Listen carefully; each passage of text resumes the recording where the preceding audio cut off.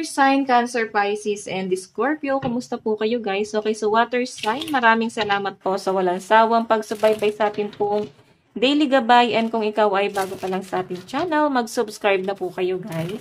And i-click mo na rin yung ating notification bell para lagi po kayo guys updated sa ating mga bagong upload. So yan guys, paalala lang po na ang reading po natin ay general reading lamang. So maaari po kayo guys makarelate, maaari rin naman pong hindi. Kaya gawing gabay lamang, okay? So, yan, water sign.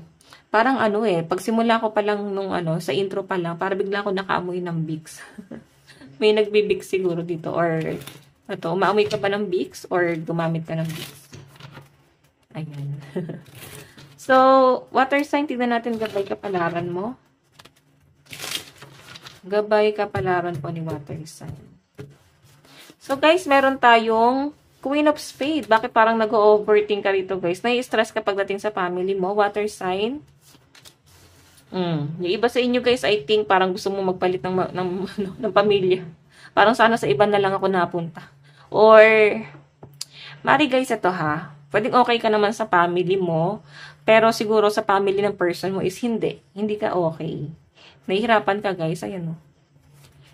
And, nafe-feel mo siguro water sign na parang hindi ka man lang kayang ipaglaban ng person mo. Hindi ka man lang niya kayang ipagmalaki.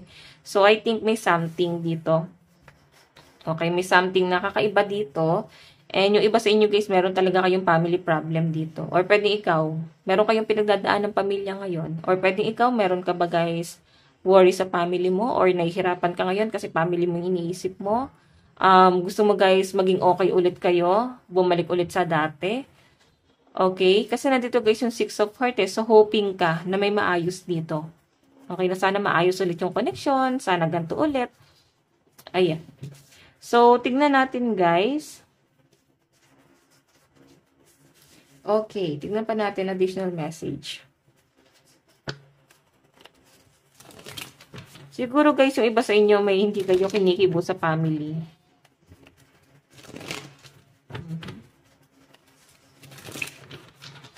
Okay. Isa sa miyembro ng family, siguro nai-stress ka kasi parang hirap pakisamahan, ang hirap paliwanagan, ganyan. So guys, tignan pa natin. Meron tayong nightmare. Ayan, yung iba sa inyo, alam nyo, nahihirapan kayo matulog, no? Parang nagkakaroon kayo water sign ng insomnia. Yung iba sa inyo, pwedeng nagkakaroon kayo ng sleep paralysis. Okay? Dala ng depression or stress. I think yung iba sa inyo, parang pili mo kahit pamilya mo hindi ka matulungan, hindi mo sila masabihan ng pinagdadaanan mo ngayon sa buhay mo. Okay, so tignan pa natin guys. Additional message. Meron po tayong real estate. And meron tayong stop. Okay, yung iba sa inyo guys, meron kang pangarap dito na parang hindi mo na feeling mo is hindi mo matutupad. Okay, parang gumuho yung pangarap mo or pwedeng meron kang iniisip dito na pag meron kang binitawan, maaaring may mawala sa inyo. Okay? Kung makita nyo guys, nandito na yung stop, no? Maaaring may kusang huminto na dito, may kusang umalis na. Lalo na kung ito ay sa love life mo, pwedeng may umalis na, so, or maaaring may na-fell out of love. Alam nyo ba yun guys? Yung tipong, mahal naman siya, wala naman cheating. Maaaring nawalan lang talaga guys ng gana dun sa relasyon. Kaya parang nag-decide na para bang tama na. Ganon yung nasa sense ko. Okay? So, may nasa sense ako rito guys, na i-stress ka ngayon sa loob ng tahanan. Parang feeling mo others ka. Parang kang ibang tao. Parang hindi ka belong doon sa family. Okay? Parang na-out of place. Ganon po yung nafe-feel ko. So, tignan pa natin guys. Kunin ko lang yung card. Sabay card. Ayan, pagdating sa love life mo. So guys, manlaki number mo is 75, 70, and 12. Pagdating sa love life mo. Pagdating po sa love life. So guys, meron tayong embrace the flow of life. So guys, kung gusto niyo daw maayos ang relasyon niyo ng person mo, parang kailangan nagsishare kayo ng mga problema sa isa't isa. No? Hindi yung para bang ayaw niyo guys mag-open sa isa't isa. Okay, parang ganun yung nafe-feel ko rito. Parang hindi talaga kayo open sa mga ganap niyo sa buhay, sa mga problema niyo sa buhay. Para bang may napagod, guys. Kasi ang relationship, guys, hindi naman yung porke magkarelasyon kayo is jowa mo lang yan. Minsan kasi, guys, nandyan na lahat. Tatay mo, best friend mo, pinsan mo. Parang ganun mo na siya ituring, guys, no? Kaibigan. Minsan nga, guys, pinakamatalik mo pang kaibigan ng karelasyon mo. Okay, siya lang yung nasasandalan mo, siya lang yung nandyan pagka kailangan mo mag-run sa mga pinagdadaanan mo. So, I think, guys, yun yung kulang sa inyo, no? Hindi kayo guys ganun ka-open. And mararamdaman mo rin sa person mo guys. Hindi lang siya guys nag-open sa inyo. Okay, so tignan natin guys. Pagdating naman po sa inyong kaperahan. Kaperahan po ni water sign. Meron po tayong take a reality check. So guys, ayan. Focus ka muna sa realidad guys, no? Maring ikaw ay nababalot sa isang ilusyon. And hindi mo guys nararamdaman or hindi mo nafe-feel kung ano yung magiging future mo, wag tayo guys maging kampante. Okay, wag tayo maging kampante na mag-ubos lang tayo na mag-ubos ng pera or magbigay lang tayo na magbigay sa kanila. Tapos, hindi natin guys na-save yung sarili natin, no? Parang, hindi natin guys na-secure yung sarili natin. Okay?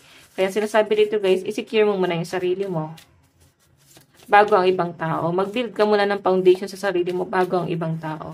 So guys, tignan po natin pagdating sa trabaho mo, meron tayong go for it. Nako, yung iba sa inyo guys, kahit mabigat daw sa kalooban mo, yung mga nangyayari, meron kang pinagdadaanan, parang feeling mo china-challenge ka, feeling mo sinusubukan ka ni universe, meron kang pinagdadaanan ngayon pagdating sa trabaho mo at talagang hirap na hirap yung iba sa inyo guys, no?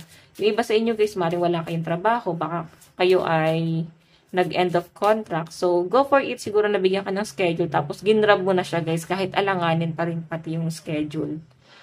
Okay? So, tignan po natin. Okay. So, pagdating naman sa yung mga kaibigan, water sign, meron tayong take a breather. So, ayan guys. Alam nyo guys, napifeel ko sa inyo, parang nakahinga kayo ng maluwag. Okay? Para bang actually guys, ito ha, nafe-feel ko sa inyo yung stress, no? Hail, exhale ka dapat. And i-release mo na, no? I-release mo na yung mga bagay na hindi mo ma-release sa puso mo. Okay, ayan. Mag-focus ka na sa sarili mo. Tignan natin pagdating sa family. Meron tayong speak your world into being. So, sa family guys, kailangan ng pag-uusap talaga guys. Okay, kasi sila pa rin guys yung masasandalan at the end of the day, no? Sila pa rin yung nandyan, sila pa rin yung tutulong. So, balik tayo dito. Nafe-feel ko talaga is parang wala talagang pag-uusap ngayon sa family, parang pakiramdaman. Okay? Hindi magandang ano yan guys eh. Parang nakakabalot ng negative energy yan sa loob ng tahanan. Tignan po natin guys, ano ba ang inyong advice? Connect with your womb. So, yung iba sa inyo guys, kung meron kayong anak, ayan, focus daw muna kayo sa anak nyo, sa family nyo, or pwedeng iba sa inyo, ito yung concern mo, gusto mo na guys magkaanak. Okay. So, ayan, water sign, nandito yung, connect your womb, no? Okay, so guys, ito lang po ang inyong reading. Hanggang sa muli, God bless and love you. Bye-bye po.